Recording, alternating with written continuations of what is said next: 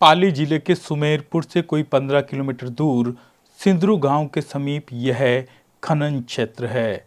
कभी यहां सैकड़ों मजदूर खनन का कार्य करते थे। दिन रात क्रैशर गिट्टी की मशीनों की जोरदार आवाजें आया करती थी। अब यहां नाम मात्र का खनन हो रहा है। कुछ क्रैशर गिट्टी के प्लांट चल रहे हैं जहां ज़्यादातर काम मशीनों से हो रहे हैं। कभी औजारों, मशीनों और सैकड़ों लोगों की आवाज़ों से सरोबार रही यह जगह अब सुनसान और शांत है।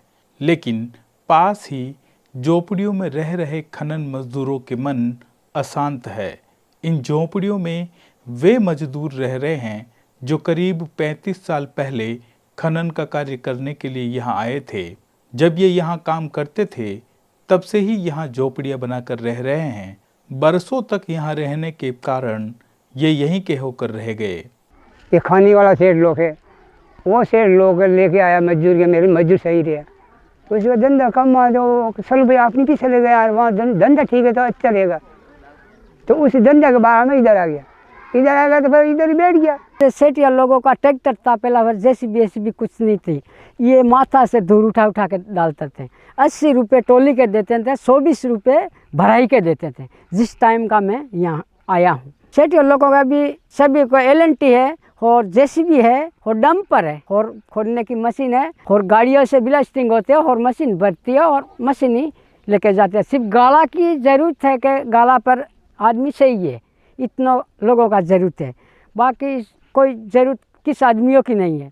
यहाँ पर कोई टाइम में अच्छे लोग रहते थे, उसमें से कोई घर चला गया, कोई धंधा पे चला गया, कोई गांव चला गया। यहाँ पर अभी रहने वाला 35 मकान अभी यहाँ रहने वाला है। मूलतः ये उदयपुर जिले के कोटड़ा उपखंड के देवला क्षेत्र के हैं। सभी आदिवासी समुदाय के हैं।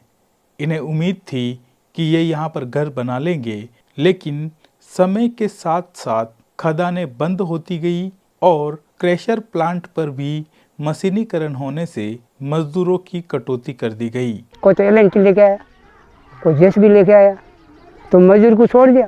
तो अब कोई कुएं पर जाता, कोई कहाँ खर्चल पर जाता, कोई कहीं धंधा करता, ऐसे घर वो गाड़ी घूमते रहते। कैसे जिंदा रहेंगे, कैसे क्या करेंगे, इस वजह से बेरों पे बैठा हुआ है। किसानों के खेतों पे कमाते हैं, 4 महीनों कमाते हैं और बाकी लेके आते हैं इस घर पर। ये परिवार बरसों से यहाँ रह रहे हैं, लेकिन इनके न राशन कार्ड बने और न ही मतदाता कार्ड। जमीनों का मालिकाना हक भी नहीं मिल पाया। यदा कदा खदानों के मालिक इन्हें यहाँ से हटाने के उपाय करते हैं, लेकिन ये लाचारी में यहाँ जमे हुए हैं। ये बरसों से यहाँ रह तो रहे हैं, लेकिन इन पर न प्रशासन की नजर पड़ी और न ही सरकार की। बिजली, पानी, सड़क जैसी मूलभूत सुविधाओं का यहाँ नामो निशान भी नहीं है। इनके बच्चों के लिए आंगनबाड़ी केंद्र तक नहीं है। ये अपने ही देश में परायों की तरह रह रहे हैं। पूरी तरह से वंचित इन परिवारों को मुख्य धारा में लाने का प्रयास तब शुरू हुआ जब इनका संपर्क कोटड़ा आदिवासी संस्थान के लोगों से हुआ। वो एक अनसीन पॉपुलेशन की तरह रह रहे थे, तो हमको ये महसूस हुआ कि श्रमिकों के मुद्दों से पहले हमको इनकी आइडेंटिटी पे काम करना चाहिए कि ये भारत के निवासी है। तो वहाँ से हमने इनके साथ काम शुरू किया। शुरुआत में हमने उनका आइडेंटिटी कार्ड बनाकर काम किया, जो वोटर ID कार्ड जिसे हम कहते हैं, क्योंकि उसके बिना वोट डालने का अधिकार उनको नहीं मिलता। ना तो वो अपने गांव में वोट डाल रहे थे और ना यहाँ पे उनको वोट डालने का अधिकार था, क्योंकि वहाँ के जो स्थानीय व्यापारी हैं या वहाँ के जो स्थानीय लोग हैं वो उनको बाहर का बता रहे हैं। तो ये एक हमने लंबी प्रक्रिया की, जो सोर्स से उनका नाम कटवाया, वहाँ पे जुड़वाया और धीरे धीरे हम इस प्रक्रिया में आगे बढ़े। संस्थान और संस्थान से जुड़े श्रमिक संगठनों के लोगों ने इनके मुद्दों की पैरवी शुरू की, जिसका असर हुआ। इन परिवारों के मतदाता कार्ड, राशन कार्ड, आधार कार्ड व जॉब कार्ड जैसे दस्तावेज बनाए गए। सरकार की योजनाओं से भी इनका जुड़ाव करवाया गया। खाद्य सुरक्षा का लाभ इन्हें मिलने लगा। उनके राशन कार्ड हमने बनवाए हैं। जो बुजुर्ग लोग हैं उनके पेंशन की सुविधा हमने की है, पेयजल की व्यवस्था की है। तो इस तरह से क्रैशर गिट्टी श्रमिकों के साथ हम चरणबद्ध तरीके से आगे बढ़ के उनको न्याय दिलाने का प्रयास किया है। कि पहले हमारे यहाँ कोई नहीं था, राशन कार्ड था नहीं, वोटर ID नहीं थी, कुछ नहीं था, राशन भेजा कुछ नहीं आता था। राशन कार्ड भी बनाया, वोटर ID भी बनाया, आधार कार्ड भी बनाया। अब भामाशाह भी सब कुछ बन गया। राशन भी आता है सिंदरू पंचायत से। आधार कार्ड भी बनाए थे, कुछ जैब कार्ड भी बनवाए थे और खई शिक्षा में नाम भी जुड़वाया था, वो पेश का भी बनाने लगवाया साथ में रह के, वो भी स्कूल बना के साथ में रह के वो बनवाई थी बच्चे के लिए।